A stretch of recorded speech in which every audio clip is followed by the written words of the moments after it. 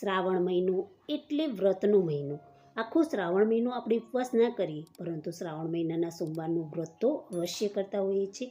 તો શ્રાવણ મહિનાના સોમવારમાં ખાઈ શકાય એવો સૂપી સાબુદાણા બનાવીશું. તેના માટે એક પેનમાં થોડું ઘી ગરમ કરવા મૂકીશું. તેમાં જીરું, સમારેલા આદુ, મરચાં, મીઠો લીમડો, શેંગદાણા, કોપરું, કાજુ, બદામ, દ્રાક્ષ બધું ઉમેરી ધીમા તાપે તેને થોડીવાર માટે શેકી લઈશું.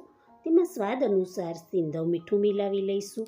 મારો વિડીયો તમને પસંદ આવતો હોય તો મારી ચેનલને લાઇક, સબસ્ક્રાઈબ, શેર કરશો. બધું શેકાઈ સરસ તૈયાર થઈ જાય ત્યારે તેમાં પલાળેલા સાબુદાણા પાણી સાથે ઉમેરી દઈશું.